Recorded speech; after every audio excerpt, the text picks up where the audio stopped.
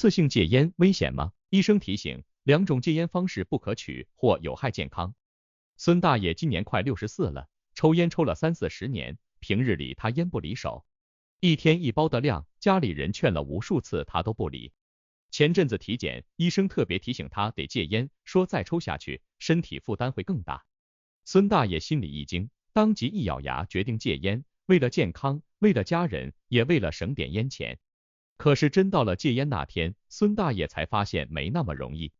头几天他总觉得浑身不对劲，心里老是空落落的，吃啥都没胃口，晚上也睡不好，烦得不行。孙大爷心想，不就戒个烟吗？怎么越戒身体越难受？他还听人说过，突然戒烟可能对身体更不利，有时候还会加重病情，甚至有人还说戒烟可能和癌症有关。难道真的是这样？戒烟会导致癌症吗？戒烟这事对老烟民们来说简直像场斗争，不少人一戒烟就出现各种不适症状，睡不好、咳嗽、胃口变差，甚至会觉得胸闷喘不过气。这让很多人疑惑，戒烟到底是为了健康，还是会带来新的麻烦？更夸张的是，一些流传的说法还把戒烟致癌这种观点抛了出来，听得烟民们一愣一愣的。这些症状究竟是什么原因？戒烟真的会致癌吗？这背后还真有一些误会。先来谈谈戒烟后的不适症状，其实这并不是戒烟带来危害。尼古丁对人体成瘾，这个大家都清楚。长期吸烟的人，体内的神经系统早就被尼古丁驯服了。每天的烟量一旦减少或停止，身体就会产生一系列的反应，这就是戒断反应。对于那些多年的老烟民来说，戒断反应可能会格外强烈，类似于反抗尼古丁撤退的迹象。这些不适都是身体对变化的正常反馈，不代表戒烟有害健康。而至于戒烟会导致癌症的说法，其实更是一种误会。许多研究早已证明，吸烟是导致肺癌、喉癌、食道癌等多种癌症的元凶。吸烟不仅会让肺受损，还会增加血管、心脏、免疫系统的负担，等于给癌细胞的诞生提供了温床。那为啥有人觉得戒烟会致癌呢？有一种可能是因为长期吸烟的人在戒烟后被查出癌症，很多时候这是由于长期吸烟的累积伤害早已存在，癌症的形成并不是戒烟本身导致的，而是多年吸烟后病来如山倒的表现。医生们一再强调，不论何时戒烟都会对健康带来好处。虽然戒烟不能消除过去吸烟带来的所有伤害，但确实可以阻止进一步的损害，帮助身体慢慢恢复到更好的状态。总之，戒烟后的不适是短暂的，一段时间后这些症状会逐渐消失。戒烟的路上或许会遇到不适，但这些都是向着健康迈进的小插曲。烟民朋友们大可不必因为这些小坎而放弃戒烟的决心。戒烟过程中的生理反应。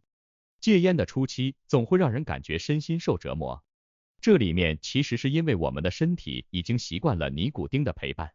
戒烟之后，大脑和身体都会出现一系列适应过程。香烟中的尼古丁是个老戏骨，一旦摄入，它会迅速到达大脑，刺激多巴胺的分泌，让人产生短暂的愉悦感。这个过程类似于奖励机制，时间长了，大脑逐渐把尼古丁当作一种必需品，没有了它就觉得不对劲。戒烟后，突然断了尼古丁的供应，身体和大脑就像断了粮的感觉，出现各种反应，这就是所谓的戒断反应。不少人戒烟后感觉咳嗽不断，以为是戒烟带来的负面效果，其实这反而是个好信号。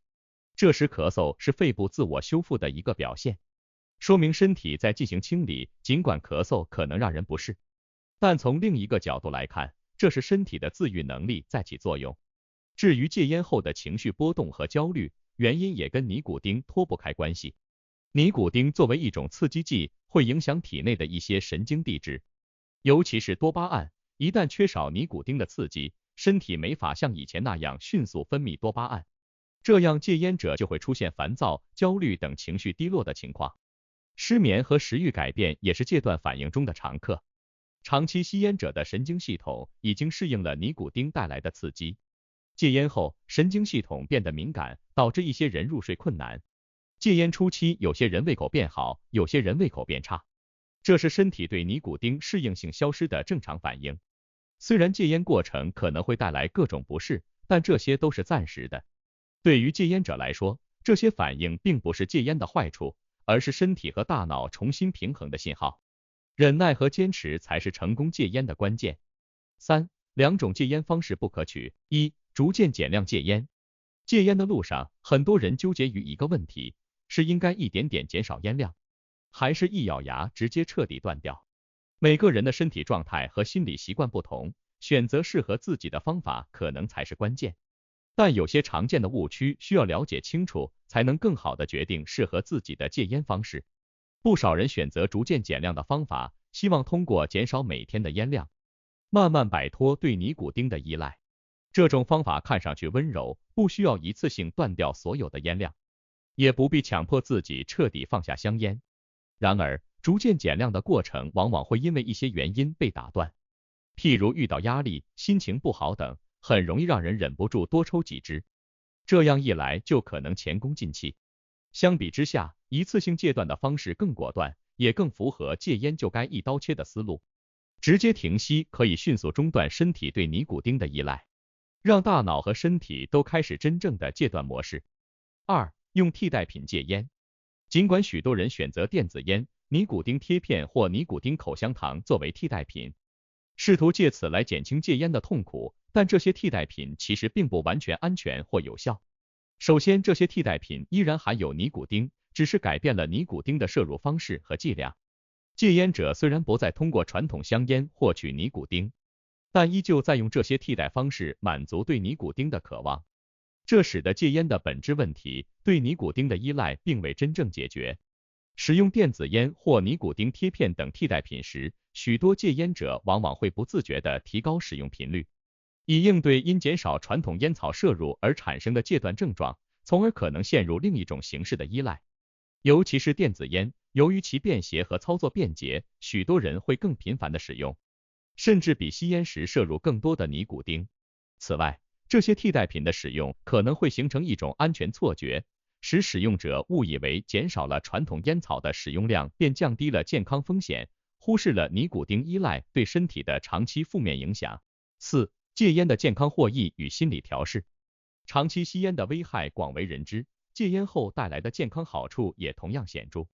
从心血管到呼吸系统，再到整体免疫力，戒烟对全身的影响几乎是翻盘式的。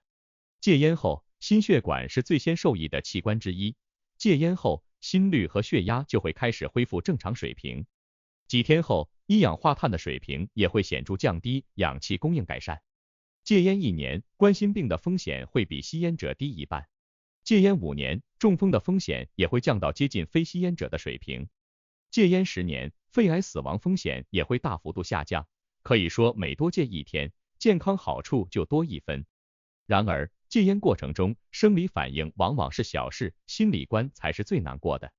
长期吸烟的人习惯了把香烟当作情绪的缓解剂，工作压力大了抽根烟，戒烟后失去了这个工具，会让人感到无所适从。这种心理依赖其实是戒烟成功路上的最大障碍，因此要找到新的替代方式来应对情绪，逐渐淡化对香烟的心理依赖。对戒烟者来说，戒烟的过程里，适当的给自己设定小目标和奖励很有帮助。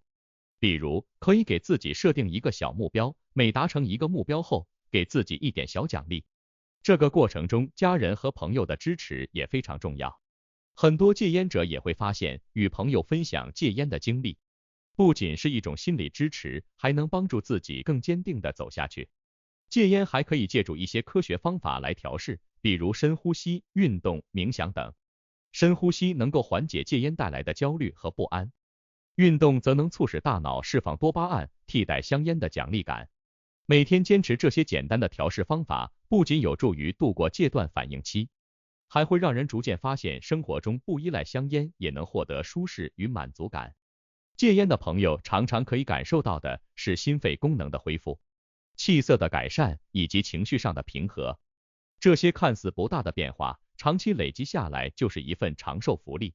无论是孩子、配偶还是父母，他们都会因为你的戒烟而获得一个更健康、更长久的陪伴。科学戒烟的方法重在坚持，也重在心态的调整。戒烟的每一步都可能遇到难题，但只要以科学的方法和积极的心态面对，就一定能走得更稳。结语：戒烟不只是戒掉一支烟那么简单，更是一场向健康的承诺和自我改变的旅程。吸烟的危害深入人心，不仅增加心血管、呼吸系统疾病和癌症风险，更影响身边家人的健康。然而，戒烟之路并非毫无挑战，尤其对老烟民而言，身体和心理上都会遇到不少阻碍。成功戒烟需要科学的方法和坚定的信念，无论是逐渐减量还是一次性断掉，都要因人而异，关键在于不轻言放弃。戒烟不仅会改善身体健康，恢复呼吸系统、心血管功能，还会带来心理上的轻松与成就感。重要的是，科学戒烟不等于一味忍耐，还需要适当的心理调试和生活方式调整，找到替代香烟的健康方式，如运动、冥想等，让戒烟之路走得更长久、更顺畅。戒烟不仅是个人的健康选择，更是对家人和社会的一种责任。让每一位戒烟者都能为自己和他人创造一个更清新、健康的生活环境。